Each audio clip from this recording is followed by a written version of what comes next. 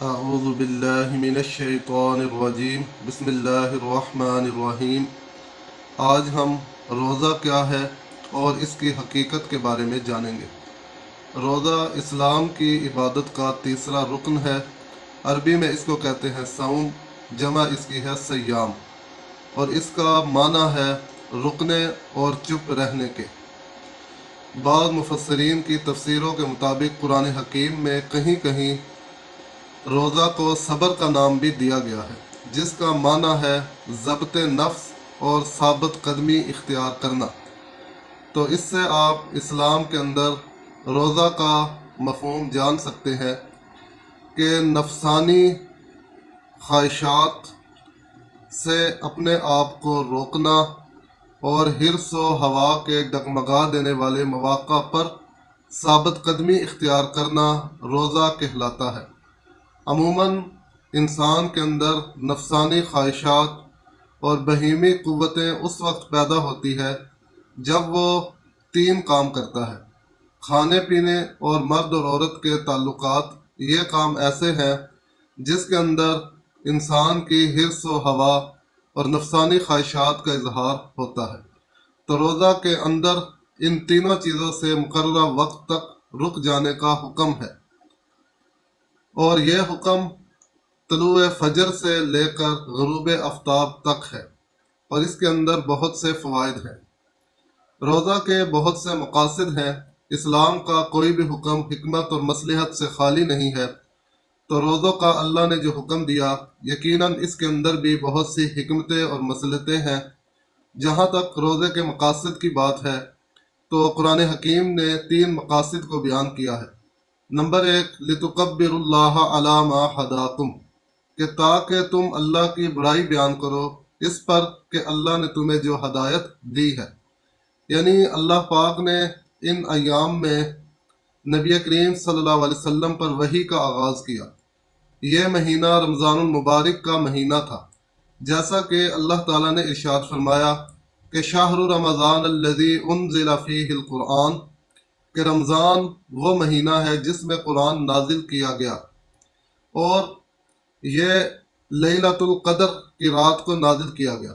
رمضان کی رات لیلۃ القدر، جس کو قرآن نے لیلۃ مبارکہ بھی کہا ہے کہ انا انزلناہ فی لیلۃ مبارکہ، بے شک ہم نے اس قرآن کو ایک بابرکت رات میں نازل کیا ہے۔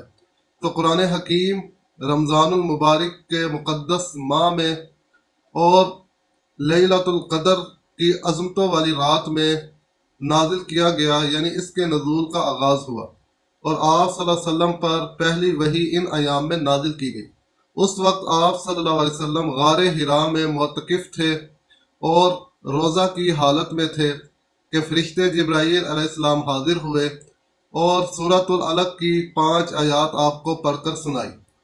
تو انبیاء کرام علیہم السلام کو جب اللہ تعالیٰ وحی سے سرفراز کرتے ہیں تو وقتی طور پر دنیا سے ان کا تعلق منقطع کر دیا جاتا ہے، جیسا کہ حضرت موسیٰ علیہ السلام کو جب اللہ تعالیٰ نے تورات عطا کی تو کوہ طور پر 40 دن اعتکاف کروایا، اور وہ بھی اس وقت روزے رکھتے تھے، اور پھر اللہ تعالیٰ نے انہیں تورات عطا کی۔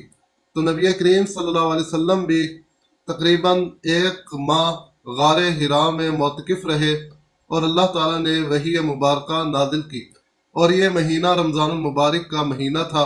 اس لیے ان ایام کی یاد کے لیے، ان مقدس ایام کی جن میں قرآن نازل ہوا، تو اللہ تعالیٰ نے نبی کریم صلی اللہ علیہ وسلم کی پیروی کے لیے اس ماہ مبارک میں روزوں کا حکم دیا، تاکہ ہم بھی ان ایام کو یاد رکھیں جن میں یہ وحی نازل ہوئی۔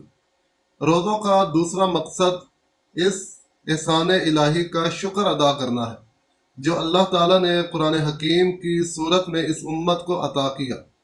قرآن حکیم وہ مقدس اور عظمت والی کتاب ہے جس نے وحشی لوگوں کو تہذیب اور تمدن کا سبق دیا، اندھیروں سے نکال کر روشنی میں پہنچایا، علم اور حکمت کی راہیں دکھائی۔ تو یہ اللہ تعالیٰ کا ایک بہت بڑا احسان ہے، اور اس احسان الہی کے شکر کے طور پر ہم انہی ایام میں روزہ رکھتے ہیں جن ایام میں اللہ تعالیٰ نے یہ عظمت والا قرآن نازل کیا۔ روزوں کا تیسرا جو سب سے بڑا مقصد ہے وہ تقوی کا حصول ہے، جیسا کہ اللہ نے قرآن حکیم میں ارشاد فرمایا سورۃ البقرہ میں کہ یا ایھا الذین آمنوا کتب علیکم الصیام کما کتب علی الذین من قبلکم لعلکم تتقون، کہ اے ایمان والو تم پر روزے فرض کیے گئے جیسا کہ تم سے پہلے لوگوں پر فرض کیے گئے تھے تاکہ تم پرہیزگار بن جاؤ۔ تو حصول تقوی روزوں کا سب سے بڑا مقصد ہے۔ اور تقوی کیا ہے؟ تقوی دل کی اس کیفیت کا نام ہے جس کو پا کر دل گناہوں سے جھجک محسوس کرتا ہے اور نیک کاموں کی طرف بے تابانہ تڑپ محسوس کرتا ہے۔ روزہ انسان کے ان جذبات کو کنٹرول کرتا ہے اور انہیں نکیل ڈالتا ہے جو انسان کو گناہوں پر آمادہ کرتے ہیں۔ ان جذبات کی شدت کو روزہ کم یا نرم کر دیتا ہے۔ اسی لیے نبی کریم صلی اللہ علیہ وسلم نے ایسے نوجوانوں کو جو نکاح کی طاقت نہ رکھتے تھے اور اپنے نفس پر قابو بھی نہ پاتے تھے، تو آپ صلی اللہ علیہ وسلم نے انہیں روزہ رکھنے کا حکم دیا اور فرمایا کہ روزہ شہوات کو توڑنے والا اور اسے کم کرنے والا ہے۔ تو یہ روزوں کے 3 مقاصد ہیں۔ اللہ تعالی ہمیں قرآن حکیم سمجھنے، اس پر عمل کرنے کی توفیق عطا فرمائے۔